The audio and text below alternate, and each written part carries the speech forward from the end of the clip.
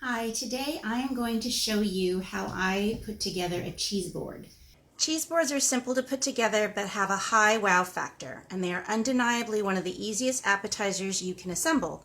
You just need to offer a variety of colors, textures, and tastes. Here are some simple steps that I use to create a beautiful, delicious array. In 4 simple steps, you can have a colorful, flavorful cheese board that is worthy of a celebration or just a regular evening.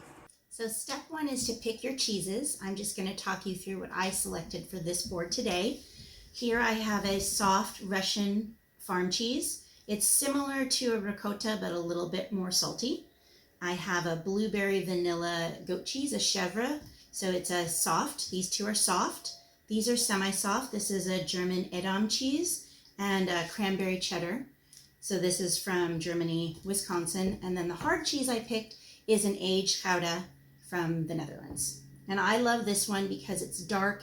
It has these crystals of salt that when you bite into it just kind of burst in your mouth. Okay, I'm going to start preparing these as the anchors and placing them on the board.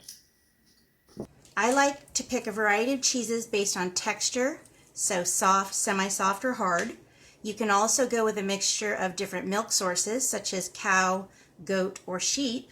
Or you can pick cheeses based on a geographical location. So I have done boards that were all French cheeses, all Italian, or all Spanish. A good rule of thumb is to select 4 or 5 cheeses and plan on about an ounce of cheese per person. So for semi-soft cheeses, I'm talking about Havarti, young Gouda, or Fontina. Semi-hard cheeses would be cheeses such as a Gruyere, a Manchego, an aged Gouda, or a Comté. Hard cheeses, Parmigiano Reggiano, Grana Padano, an aged Manchego, Pecorino Romano, or a Mimolette.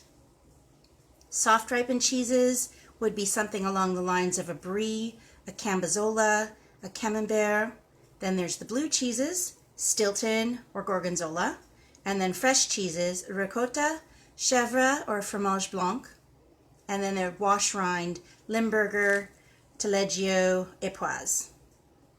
Okay, so I've placed my cheeses as the anchor on the board, and then the second step is to pick the pairings. So how are you going to get these cheeses from the board into your mouth? So I usually do a selection of crackers, and then I have been baking sourdough bread, so I'm going to slice up some of that and put it on the board. So you can pick any bread that you like. Heartier breads are easier to spread cheeses on, so I like a really hearty sourdough. We actually have a video of my sourdough, and I will put a link in the description below where you can go to that. Okay, so once you've set your cheeses and you've put your crackers and bread on the board, now it's time to fill the holes. And to me, this is the most fun. I like to offer lots of different tastes and textures and colors.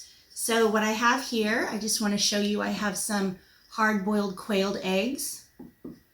I have that dark chocolate with almond in there, so it's a really sweet bite. Dried mangoes, spiced nuts, some of these mini organic pears, pistachios, and then to the really savory side, I have some organic olives, and then pickles that I've made, carrots, green beans, and peppers. So now you just sort of want to place them where you think they'll be visually most appealing.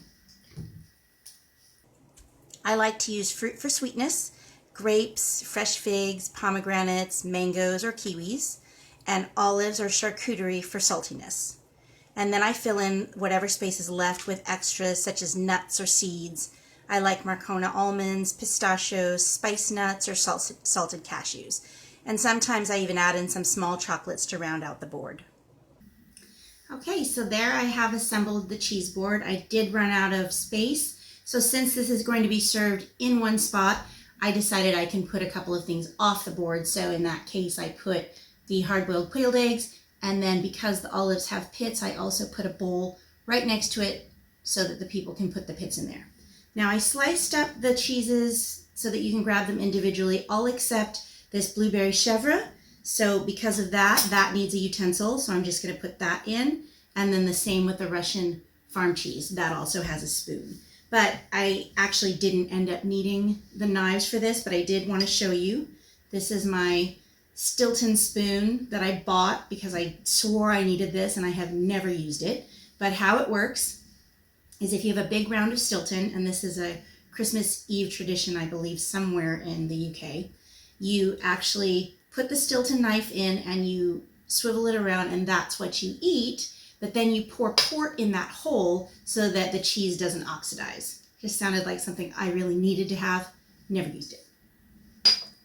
So there you have it, my easy steps to making a delicious and beautiful cheese board. So I hope that this video inspires you to get into your kitchen, use what you have, whatever cheeses, fruits, nuts, pickles, and make a delicious mess. If you like this video, please click like. I'd also ask that you click subscribe and the notification bell so that you don't miss any upcoming videos that we have. And if you'd like to share what you put on your cheese board in the comments, I'd love to hear from you.